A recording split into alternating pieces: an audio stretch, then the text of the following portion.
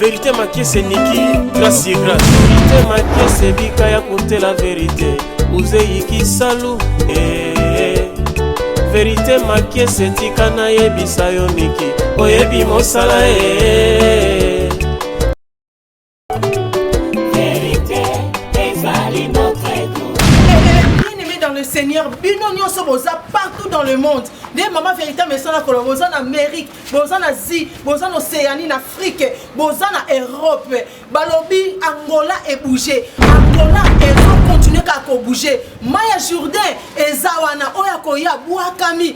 Pour na yeba lobaki 7 fois akobima guéri. Et pour na yo so boyi kaka na 6 jours toza na ngoya activité na katia église la restauration de vie. On campagne de l'homme de Dieu, l'homme de feu, l'homme de connaissance, le pasteur Tuzola na Nzola, église ezawa. Balobi église ezana mabor. Ce que continue à lire en faire, au commis na cabine à courant, yo telemaka wana. Benga biso na ba numéro où est affiché na C, où est zoleka. Ce que yelinzela un de jour, yakaka na miria ekolo ya un de jour, telemawana. Benga biso na ba numéro où est koleka. Et bon, temi na biso ezani. Et ça 12e anniversaire, ya célébration. Tozo célébrer nkolo. Balobi nzamba lola, atombwana kaka. Temezanine.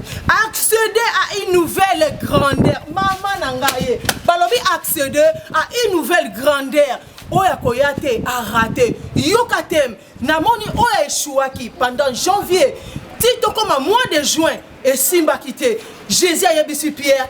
Kota lisusu, kota na kati ya mozindo, kunande okozo tomoni miracle, et ça qui opéré na fille à Pierre. Na lobiso que Simba quitté, na mois de janvier, ti na mois de juin, juillet oeza mois na biso, na église la restauration, et pas l'homme de Dieu, l'homme de feu, l'homme de connaissance, et l'homme humble. Balobi ami kiti ça, quand des Bible lobi, Dieu fait grâce aux humbles, et il résiste aux orgueilleux, boya et belé. Bokozala béni. Shalom, shalom, shalom à tous les abonnés de VMarket TV, à tous mes fans de partout que vous allez en Amérique, en Asie, en Océanie, en Europe, en Afrique. Vraiment, la petite montée, na bino nyonso oyo bolingaka. Émission na bino à 100% bonzambe, pe bo sepe la mingi na votre humble présentatrice et maman vérité maquée, c'est la polyvalente Niki 4 fois maman. Bakopesa Zambé raison. Le micro na biso na yebisa bino maman vérité azorenie makasi na mabor. Komi na mabor na bairo ya mabor, lelo tozawa pi tozaka na kati ya mabor na église la restauration de vie o ekamba mi par l'homme de Dieu, le pasteur Tuzola na Nzola.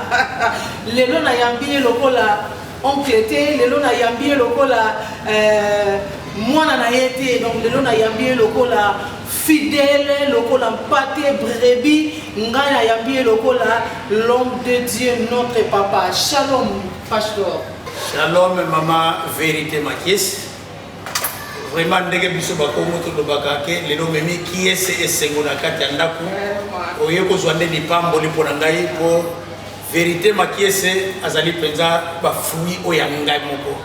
Mais tozolo makambo na Nzambe na mosala onzamba pesi enzamba pambola yo na lobelelo pona kotosa monoko ya mosali na Nzambe epe koko na yo et na ibozo bima lelo kati na osika réellement restauré. Amen. Et église à restauration na mabor vraiment toza ko totaliser 12 ans le lundi oyo 11 juillet. Mais restauration de vie et outi wapi. Restauration de vie ezali branche oyo outi na chapelle de vainqueur oya David oyo dépôt na Nigeria. Et par la grâce de Dieu, chapelle de vainqueurs, na kati ya ville ya Luanda et bandi na nzela ya papa Tuzola na Nzola, na sali 5 ans na tête, na 1 mois na tête ya chapelle de vainqueurs, mais moi na ya sukape a mimi kombo ya fête, moi si ya papa David et dépôt waniza source pour ngai. Mais tozali ko la chapelle de vainqueurs, mais tozali ko la restauration de vie et sengwezali ke tobimi na onction wana, tobimi ndege sengeli lelo neti ndo toto bandaki tokokisi 12 ans et ezali kama motu ya pona biso tokoko leka boete yango na benga ki koko nangai mwana nanga na musalo Nzamba pesie et pour te ba honorer ensemble Nzambe oyo totombola Nzambe oyo lolenge sengeli 12 ans d'existence et restauration de vie. Merci beaucoup à Toza pour la célébration. Il y a 12 12e année anniversaire ya église na biso kobota mwana abanda na un jour na mokili azokola une semaine un mois une année tia comme ça 12 ans eza facile te mwana 12 ans déjà alambaka mwana 12 ans totindaka yakendaka wenze mwana 12 ans akoza déjà na ba azoza déjà na ba première CO donc musala euti musika 12 ans eza facilité 12 ans na kati ya restauration na moni bapasi ya maturité baza awa 12 ans na kati ya restauration na moni bapapa ya maturité bahomme mature bazali mpe na moni bajeune mature bazali po 12 ans eza moninga na yo te pasteur okopesa biso deja olobi ezobanda lundi le 11 tokoprécisa adresse ya église mpe numéro ya telefone avant wana na kokoloba susu likambo moko na kati ya 12e anniversaire ya célébration oyo tozocélébré na église la restauration des vies eza na baintervenant oyo bengisi bauti libanda baza bakoya kosala intervention to baintervenant kaka baozwi bango na ngola awa po journée wana ezalaka ntuka fo basala nzambe ebelebele baleka na yebi te. Merci beaucoup. Vraiment, Ezali Malam, il y a des personnes qui ont 12 ans. Moi, je suis Koli et nous avons célébré notre thème. Il y a mon aîné qui a inspiré, puis se copier mon tété, qui a accédé à une nouvelle grandeur. Donc, il y a Mickey et Zotikala. Il faut que nous niveau par la grâce de Dieu pour nous to tourner bien dans la position, mais les longs zamba faut la na cour des grands nzambe oyo alobi makambo na yebiki akokisango après activité oyo yango nde tobengisi baintervenant ya libanda bazali vraiment par la grâce de Dieu tozali na moko tokobenga toyebi ye pasteur Félix Mité la tozana elongo pasteur José Lema tozana elongo pasteur Bruno Makwiza tozana bango elongo et pasteur Emma Pabolangi vraiment tozostia vraiment les bons tabac accéder à niveau na grandeur wana na connaissance to besoin ya moto ba ke moto azangate pour ezaitil ezali révélation nzamba pesi endingisa ensemble na ba papa manto euti na Kinshasa et pas ya papa na ngai Ben Isambasa na lobike non tozali pour appuyer activité pour accéder à niveau suivant donc toujours tambola na esprit ya ba papa na ba koko na biso.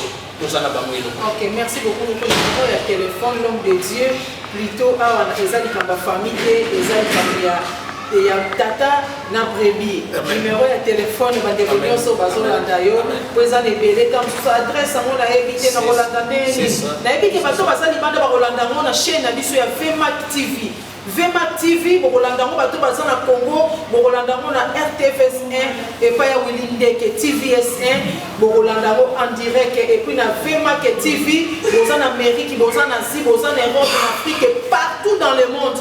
Bolandango pour Bozan une capacité tant sous ya Kokoma à Angola. Numéro de téléphone pour na Bato Bazan Angola, pour contacter Bisson. Merci beaucoup.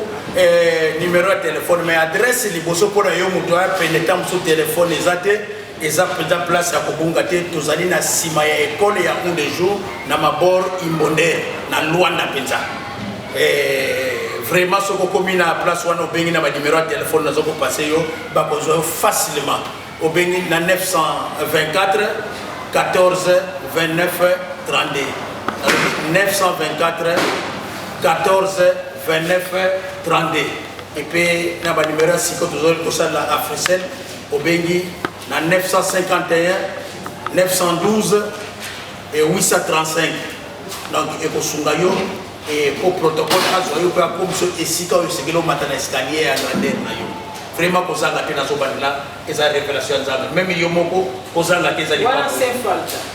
Ok, merci beaucoup à tous mes téléspectateurs et mes téléspectatrices. Au Bozolandanga partout, Bozali, surtout que na Berlin ne tombera jamais. Tété Thérèse, la maman de princesse Fanny, na Katia Allemagne. Et Zoya Kalamini, te ba image oyo partager pendant sa ngomala muza ba go sanate ko pambola c'est de ma scienti ma fils ka songo na Istanbul ba image o kalate zo activité zo dans les 11 bo partager bo panzango la bonne nouvelle et panzana partout sur tous les quatre coins du monde Rigen Matuvanga belle biche na kata Istanbul bino nyonso bo panzelanga ba image oyo Lola et ko sanate ko pambola bino abonnez-vous massivement sur VMAC TV. Beaucoup de gens ont raison.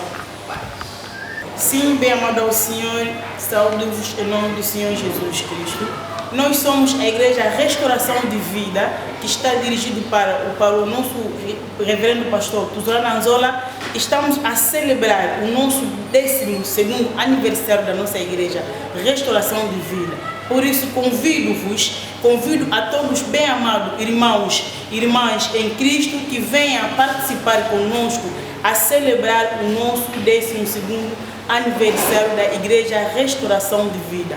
Temos como o tema ou o dia que vamos começar a nossa celebração no dia 11 de julho de 2022 às 15h30 e termina às 18 horas e ponto. E temos como tema da celebração acceder a uma nova grandeza.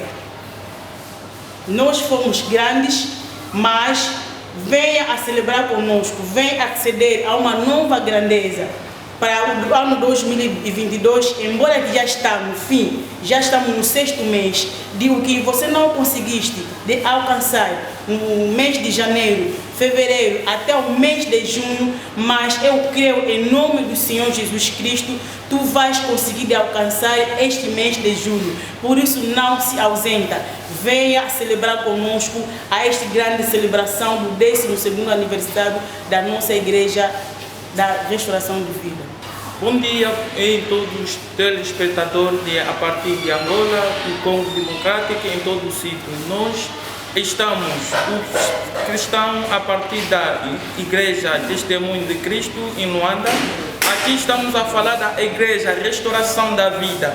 E nós estamos a celebrar o 10º aniversário da nossa igreja. A nossa igreja precisa de nós todos que amam Deus e aproximam perante a Deus para ouvir uma grande tema que nós temos que a grandeza de Deus na nossa vida. Nesse momento nós temos muita coisa para dizer, mas precisamos de aquele que ama a palavra de Deus, que aproxima a grandeza de Deus à espera de todo mundo.